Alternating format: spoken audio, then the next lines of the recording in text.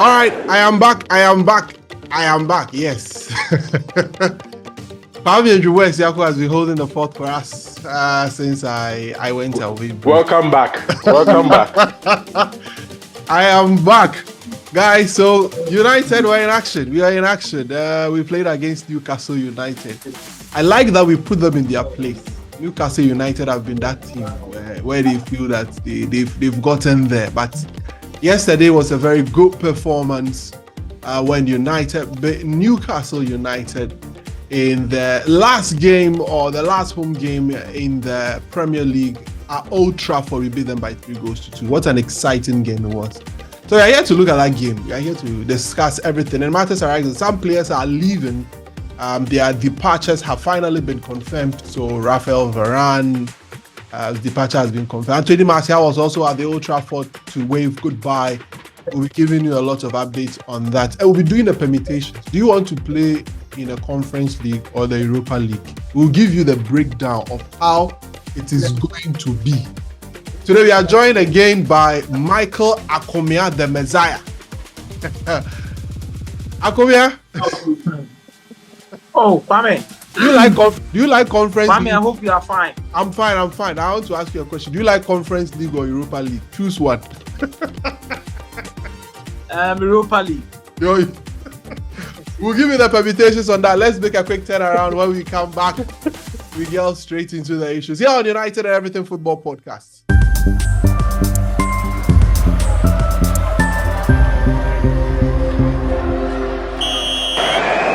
On behalf of the players, staff, myself, I want to thank you all for the brilliant support during the season.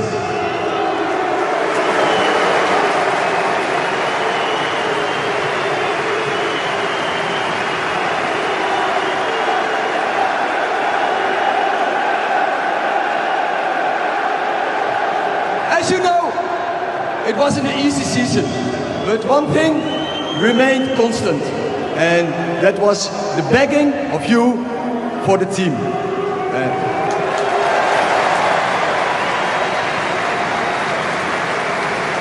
But the season is not over yet. First, we travel to Brighton, where we go for 3 points, and then we go to Wembley.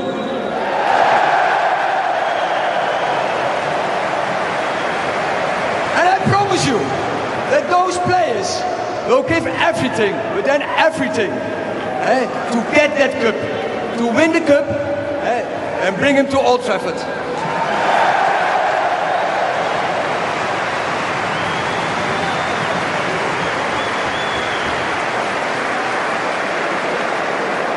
And we are sure you will be there supporting us. We thank you. You are the best supporters in the world. Thank you. Yeah, welcome back from the break. You just heard Eric Ten Hag there speaking to the fans about what we should expect in the final 2 games and in the FA Cup final. Well, we'll see how things pan out. But we played against Newcastle United, as I rightly said in the intro. We won the game by 3-2. I will start with you, Kwame.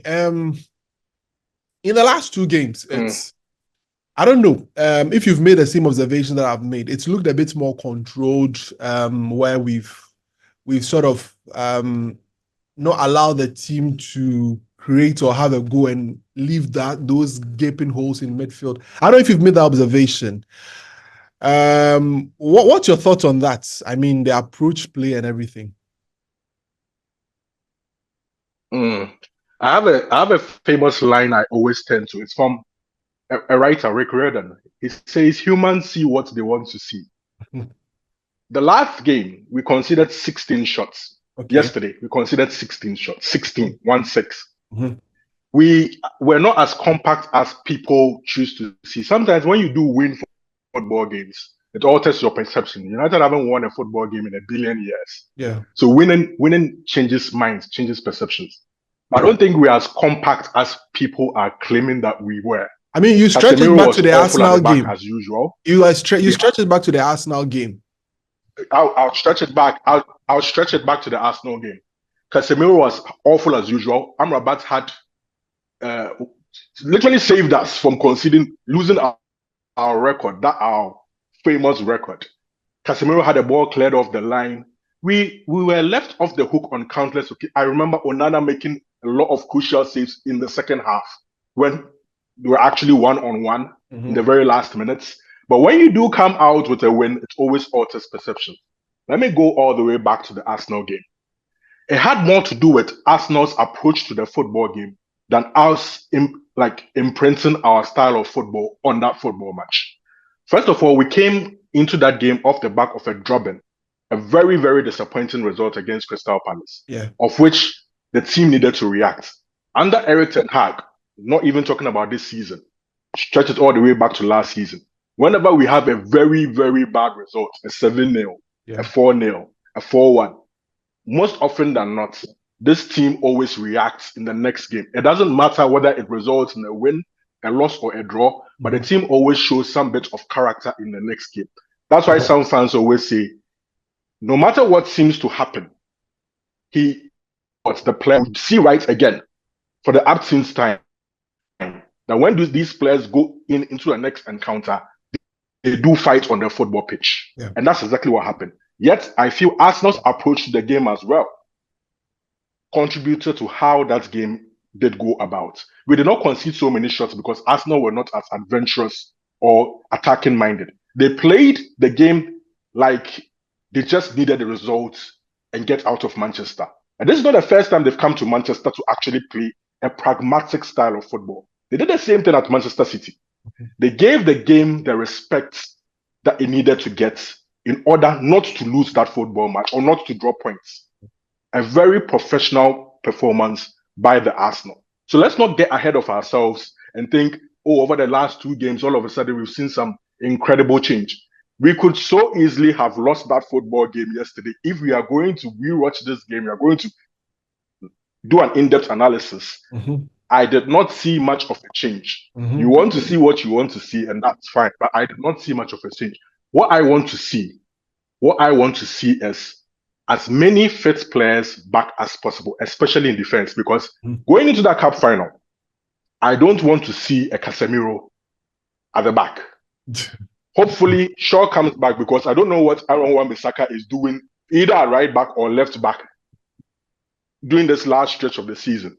That guy has completely lost it. It's almost as if he's been told his time at the club is up. So it's not about which players on the football pitch or which approach. For me right now, the sooner we get certain bodies back in and come and help us out in just that one crucial final game, the better. Akomia, do you share in Kwame's sentiment, or do you think something changed in the last 2 games? I think there are 2 things that are significant in the games that we've watched against Arsenal and Newcastle. It's a matter of the gap that we've always been seeing in the middle of the pack. I don't know whether it is the whole structure that has been changed or is the personnel. I'll say this time and time again, whether a structure will work or not, it solely depends on the kind of players who are available for that particular kind of structure. And I think the last 2 games has proven that because we still go with a 4-1-4-1 because we normally leave Amrabat alone. And Kobe Menu and Scott McTominay are really up front. Nothing has changed. But this is what you should get from your defensive midfielder, like what Amrabat is doing. He's not an 8/10 defensive midfielder for Manchester United this season or any other thing. But I think the presence, understanding what it means to be a holding midfielder and not rushing into making sure that he's in the penalty box trying to score. I mean, the reason why I felt we had those huge gaps, even with Casemiro, is Casemiro has a focus on scoring goals, not necessarily disrupting play or distracting attacks or shielding the defensive line, because he is currently our best player in area duels. If you want to score goals up front. So whenever you have Casemiro in that 4-1-4-1, you expect him to move forward, and there's always going to be a huge gap. And when he fails to recover, this is where the problem comes in. Kobe Menu being that particular kind of DM is not a destroyer. Kobe Menu is more about dictating the tempo of the game or the pace of the game, or trying to join in the attack as a number 8. So when you also have him playing as a number 6, trying to fill the gap is a problem. I still see the 4-1-4-1, but I think Amrabat has actually cured that particular little bit of sickness of leaving a big hole in that midfield. for some time. If you have someone who is so much energetic in that role, someone who has a quality ball retention, has a lot of stamina in that particular role, I think you might be having a solid formation that could help us for a long period of time. Well, that's quite interesting. So we ended up winning the game, but there are some key talking points that I want us to touch on, especially on personnel. Kwame, do you think Ahmad has given Ten Hag something to think about, especially in the next 2 games that we have to play? Interestingly, there is a very interesting stat which we'll put together. You are just seeing them where Anthony has played, the quantity of minutes Anthony has played compared to the quantity of minutes that Ahmad has played and the contribution that they have made. Kwame, let's delve a bit deep into Ahmad. Do you think he's been starved of opportunities? Do you think he should have had more opportunities, especially when he came back from injury? That's the thing about Ahmad. This is about his 4th season at Manchester United, if I'm not mistaken. Yes. He's been here for quite some time. Yeah. But then he's always had this unfortunate situation with injuries, whether leading up to a season or leading up to being loaned to a club that would help him with his career progression. There was always something. And he had a significant injury at the start of the season. Yeah. We have seen with players whom we have rushed back from injuries that it hasn't helped us this season. Yeah. With him, even since his reintroduction into the team, albeit slowly from the substitutes bench and all that, we can still see that he's having some injury problems that are still lingering. In the past 2 games, he's gone down with, apparent injuries. Yeah. I don't think he's the fittest of people. I don't think he's the strongest of people or the most physical of people. And that is what sort of goes against him. But his talent is not in doubt. His quality on the football is actually not in doubt. Yeah. The issue I have with bigging up players like Ahmad is he's done well over the last 2 games, but is he of the quality that is required for Manchester United to move to the next level? I have my doubts. When you compare him to Anthony, Anthony has been very, very bad for Manchester United. Yeah. He was bought for a lot of money, but he's been very, very poor. You are comparing him to a very, very poor player and saying because, I'm not saying you, but then some fans, but because he's been better than that very, very poor player, relatively, people are now jumping on the Ahmad train. That is not how I want to look at things. I ruled the line on a lot of players way before this end of this season for me to just flip and say Ahmad should be a keeper. For me, ideally, on that right wing, if the club is hellbound on signing a player like Olise, I would rather we keep Mason Greenwood as his competition. That is having 2 quality players, high-level quality players in that position and sell everybody else. Ahmad costs north of 80 million pounds. Some people want to go with 35, 36 million pounds. Pelistri costs almost 10 million pounds. Yeah. You have Sancho who cost us 72, 73 million pounds. Anthony cost us 85 million pounds. These players combined cost us almost 200 million pounds over the last 4 years. Yet none of them, even together combined, they've not even given us an input of a single player over the course of 4 years. I feel it's time we just cut our losses on all of them and keep the very best at the football club. In my opinion, Mason Greenwood trumps all these players. Yeah. You add an Olise in that wing, it solves the problem permanently. But there was politics. We all know the politics. Yes. I hope it goes the way that I want, but then the politics of it dictates. If it has to come down to choosing between Ahmad and Anthony, then fine. I'd rather have Ahmad at the club than Anthony Dos Santos. Akomi, a very interesting one. What's your thoughts on that? Ahmad generated a lot of conversations. I think he has played some good games for us. During the preseason, he got his chance to do 1 or 2 things to get into the team. But unfortunately, I think he got injured. That was the moment Anthony was dealing with off-the-pitch issues here and there, trying to get himself fit to make sure that at the end of the day, he can get something better. But I think he has come back stronger. He has been eased into the team.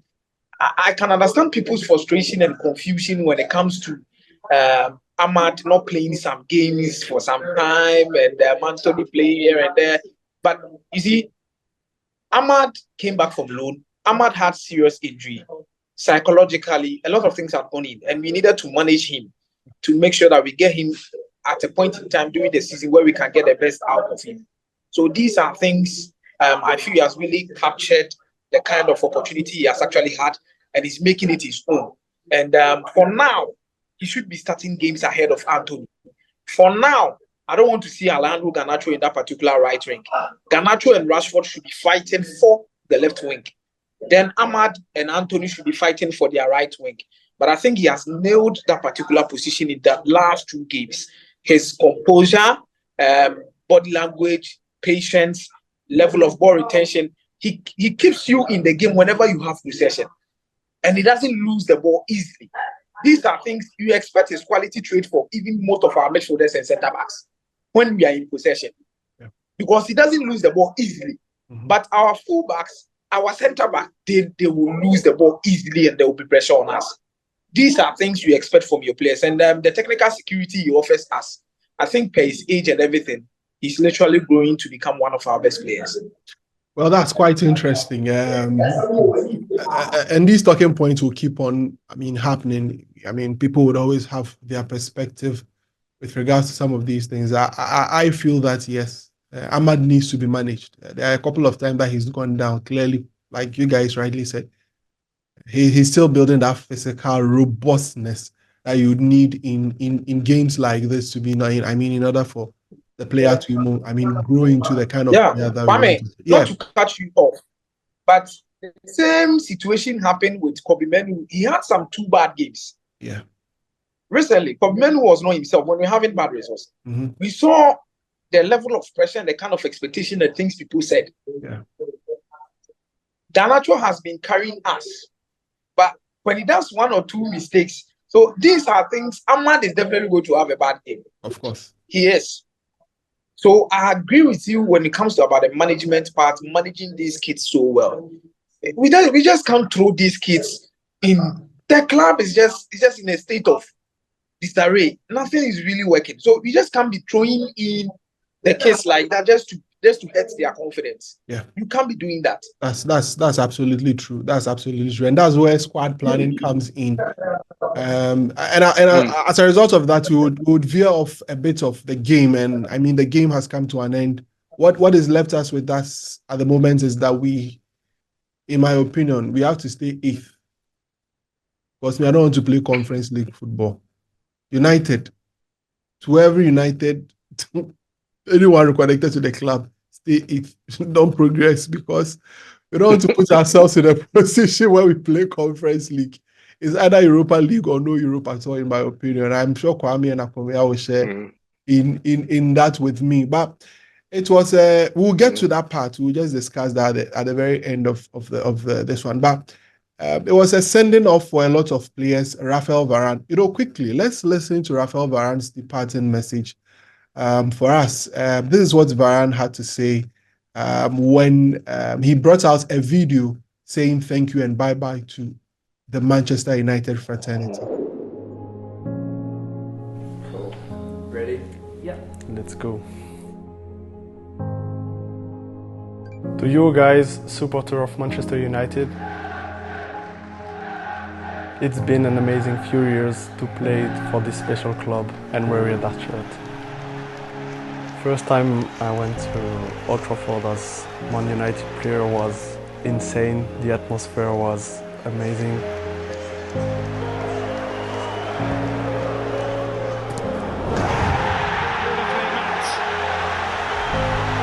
Raphael Varane has scored for Manchester United. I fell in love with the club, with the fans. I have to play for Man United to understand what that represents. For my kids, it's home here. Yeah, it's gonna be a special place for me for life. When the fans go to Wembley, it's something they remember for life. To share that moment with them was absolutely amazing.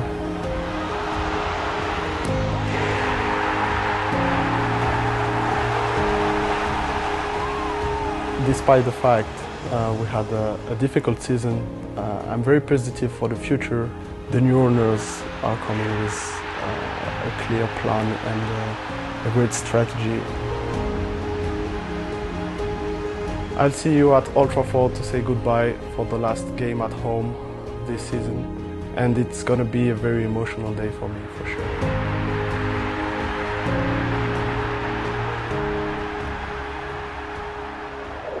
All right, so that is Raphael Varane, a player that has been with us for the past 3 seasons. Some very interesting stats that I'll be rolling over as we have the conversation. As you can see, the picture of him when he came in, the selfie that the way you see the entrance, the way Raphael Varane came in, and also how he's departing. Yesterday, he posted, there was a picture of him sitting in the middle of the park and all of that. Anthony Martial was also there to say bye-bye.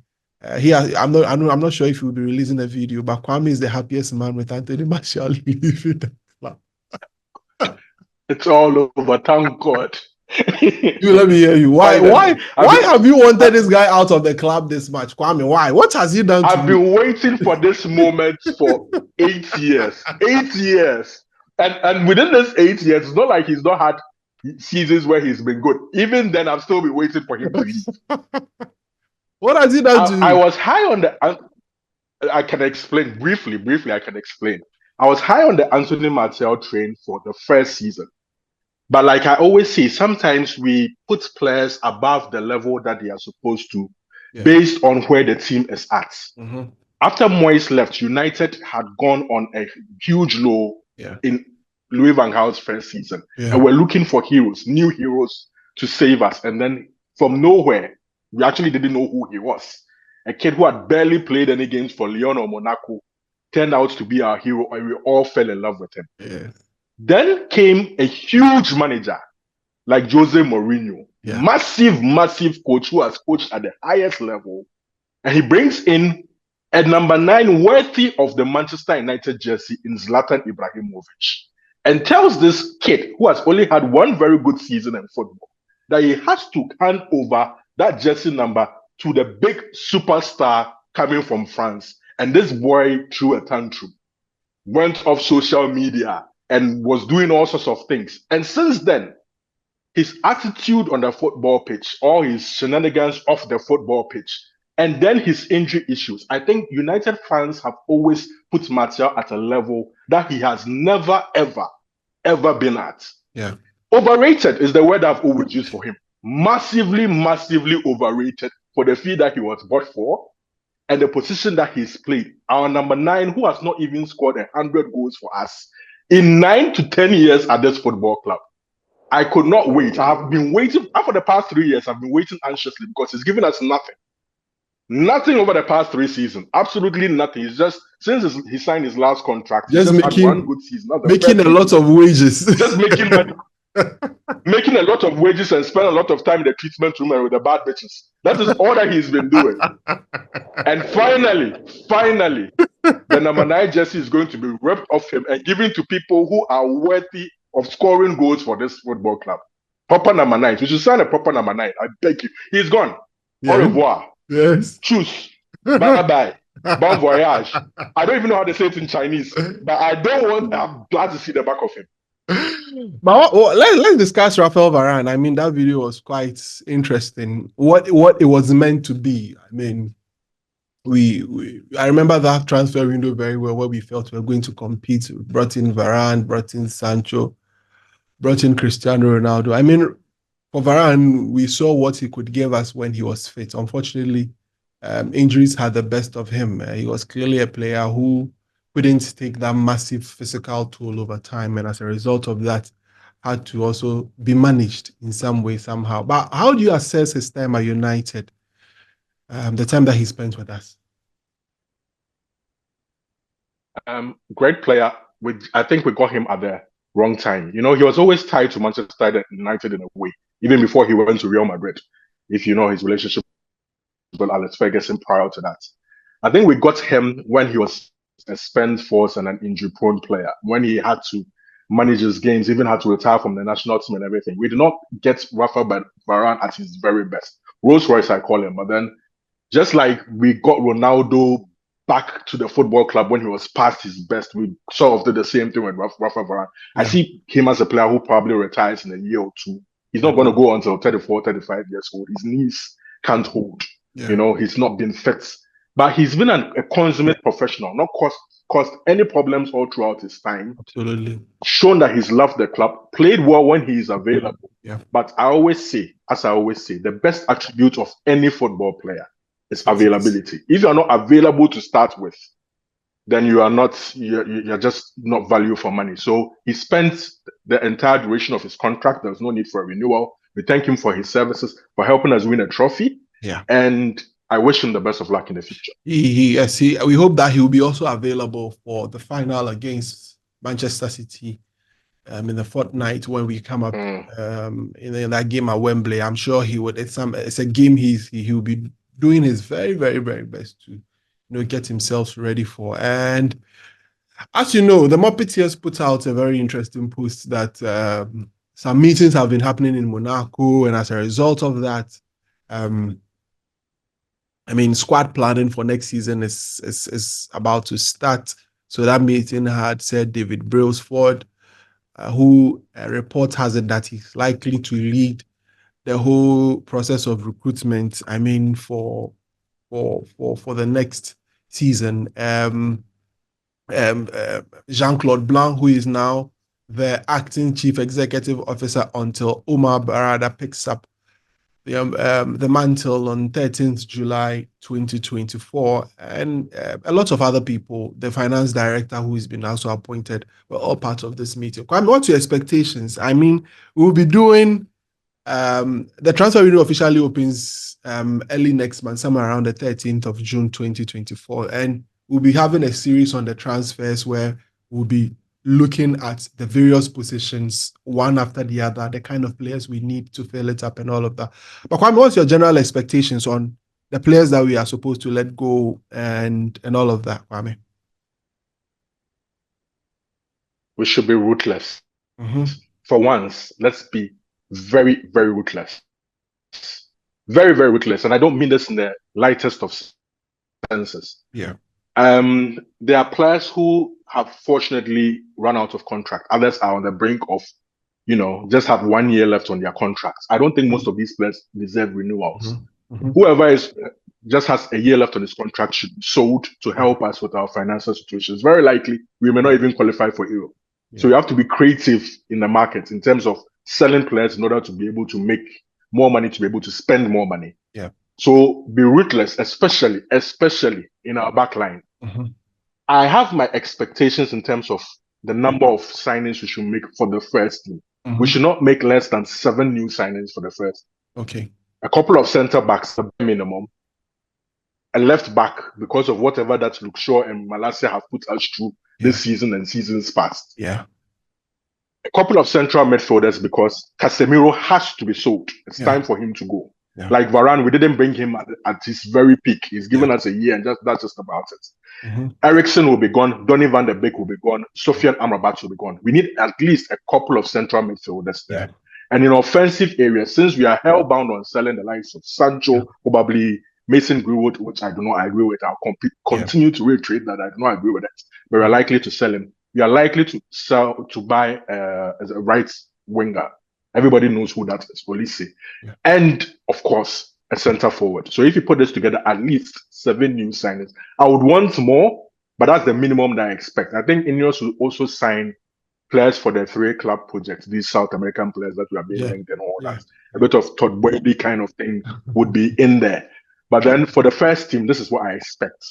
If we are going to keep Eric, right now, we don't talk about these things with respect to who is going to coach the team, because based on how we are going to move forward, we are going to sign players for the club who are going to fit for the club, for the football club model. The technical director or sporting director or CEO are the ones who are going to dictate how we are going to play.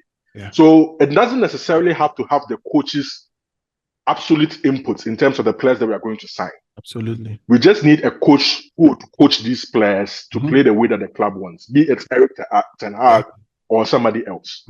But in the market, I expect us to be from the get-go, Kwame, from the get-go. Yeah. The reports that's coming indicates that they want to, as quickly as possible, start work. Not waste time. I mean, if you've looked at the way Ineos has operated over since they took over the Omar Barada appointment, this dead and boom, from nowhere, Omar Barada comes in, and then what's his name? We knew of the Dan Ashworth one, which is taking time, and then from nowhere, Jason Wilcox's name also pops up. So I expect to see that kind of approach in the transfer market when it gets to the players that we are likely to bring in. I mean, when you identify. And just to add this, value for money this time around. We don't want Anthony kind of, or Donny van de Beek kind of value for money. They don't necessarily have to be the biggest names in the world, but I expect us to be competing for the best talents in the world. The reason why I bring this up is, you look at Real Madrid, it doesn't have to be big names, but these are the best talents. Chouameni, like Camavinga, Jude Bellingham, they are competing for the best young players. Yes. United should be doing same. We don't want big superstars. Yeah. I'm done with the big superstar thing. Yeah. Let's build proper teams for the future. Yeah. So value for money, value for money. So it's very, very important that we get all of these things right. With regards to the signings that we'll be making, unfortunately, Michael has left us because he's having a few of a technical hitch, but we are thankful for having him on the podcast. Now, Kwame, let's look at the final game. Brighton and Hove Albion. They've not been great themselves in the last couple of games. Ourselves, we've won a football match in God knows how long. I mean, from the internationals, we came back from the international break, we won just 2 league games. And then one FA Cup that went into the extra time until we qualified on penalties. So it's the final game of the season. Like I've said, 8th position. Stay there. Don't move. That's the best situation. Yes. Unless you're a United fan and you want Conference League, you can hope that a few things happen and then. But I'm not sure any United fan will want a Conference League. So it's either Europa League or we play no European football at all, in my opinion. Kwame, what's your take on that? I think European football is important, but like you said, the competition matters. There is not so much financial value even in a Conference League anyway. Yeah. Not to talk about the prestige and the embarrassment that it comes with in competing in such a competition. But Europe is still important. Yeah. And the only European competition that we could qualify for, which would be befitting, is the Europa League. Yeah. But there are 2 ways of doing it. Either we finish 6th or we win the FA Cup. I think we are in a good position in 8th because if we do stay 8th, what it means is that we are avoiding 7th, which is a Conference League spot. Yet we still have the chance to win the FA Cup, which is a trophy, and qualify for Europe as well. Yeah. If we do move a spot to 7th and we don't win the FA Cup, then we are definitely playing Conference League football, which is European football anyway, but then nonetheless, it's not prestigious enough. It's not befitting of Manchester United. So, like, I agree with you 100%. I'd rather we finish 8th and put everything on winning the FA Cup. And if we don't win the FA Cup, we don't qualify for Europe at all. We don't have extra games in Europe like people always say, of which I'm not the biggest fan of. I don't really get a point because I don't see it making much of a difference. But we don't compete in Europe. We get creative in the markets. Yeah. We sign the players that we want. We play 1 game per week and we see whether it's of any advantage to us next season. Well, thank you, Kwame. Thank you, Michael Akumia, the Messiah, for being with us on the podcast today. Thank you too for watching. Thank you for subscribing. Thank you for liking. We see your likes. We really appreciate it. Please remember, those of you who have been watching, we see it from our analytics. You watch, but you don't subscribe. Please remember, hit the subscribe button and hit the notification bell. It's so important to us. We enjoy our time with you, and it's our hope that we bring you a lot more quality content here on United and Everything Football Podcast. So this is how we draw the curtain. We'll be back with a lot of United Todays for you, and also right after the game against Brighton, we'll be here to discuss a few things and build up to that famous FA Cup final. It's a pleasure having you with us here on the United and Everything Football Podcast. Thank you very much, Kwame. We'll see you on the next one on United Today. Please remember, subscribe, like, comment. See you on the next one. Have a great day.